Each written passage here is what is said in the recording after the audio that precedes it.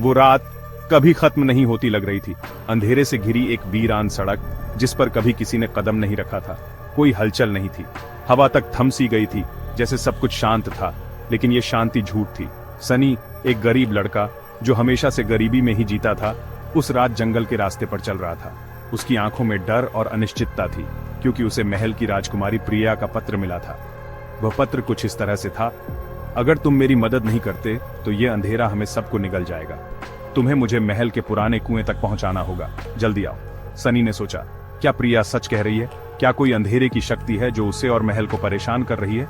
जैसे ही वह महल के पास पहुंचा, उसे महसूस हुआ कि आसपास का माहौल कुछ अलग था। एक खौफनाक सन्नाटा था। उसने महल के अंदर एक अजीब सी गंध महसूस की, जैसे किसी ने लाखों साल पहले यहाँ कुछ काले कर्म किए थे। सनी की सांसें भारी हो गईं, लेकिन वह रुका नहीं।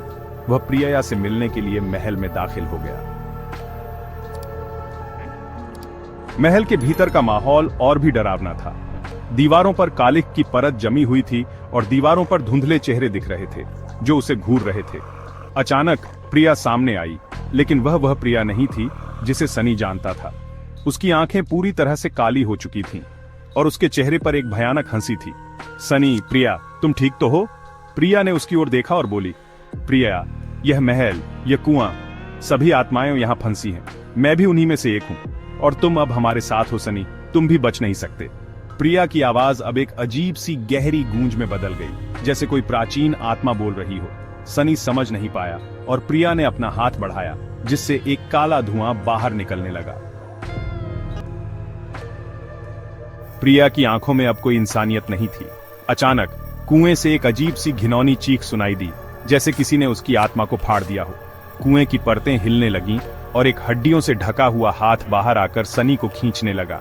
सनी डर से कांपते हुए पीछे हटने लगा, लेकिन वह जितना पीछे हटता उतना ही वह अंधेरे की गहरी खाई में गिरता चला गया। प्रिया ने फिर से कहा, प्रिया, सनी, तुम अब कभी बाहर नहीं जा सकोगे। यहां हम सबका अंत तय है।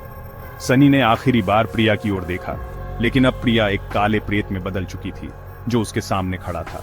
उसके शरीर से बाहर निकलता हुआ अंधेरा अब उसे चारों ओर घेरने लगा। जैसे ही प्रिया के हाथ ने सनी को छुआ, उसकी आत्मा उसके भीतर समाने लगी।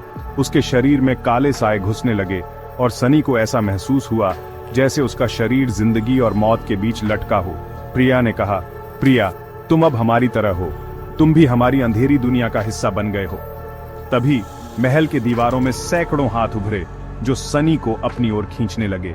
सनी के शरीर पर कांटे जैसे उंगलियां चुभने लगीं और उसने अजीब सी चीखें सुनी जो जैसे असंख्य आत्माओं की थीं। प्रिया, यह वह जगह है जहां सब कुछ खत्म हो जाता है। जब तुम इस महल में आए तो तुमने हमारे जाल में खुद को फंसा लिया था। अब तुम भी हमारी तरह अंधेरे में खो जाओगे। जैसे ही सनी ने प्रिया की बातों को समझा, उसने महसूस किया कि अब उसकी आत्मा पूरी तरह अंधेरे में समा चुकी थी। कुएं की परतें एक बार फिर से हिलने लगीं और सनी के शरीर से एक भयंकर चीख निकली। वो चीख जो महल की दीवारों में हमेशा के लिए गूंजने वाली थी। प्रिया और बाकी आत्माओं के साथ सनी भी अंधेरे के जाल में फंस चुका था।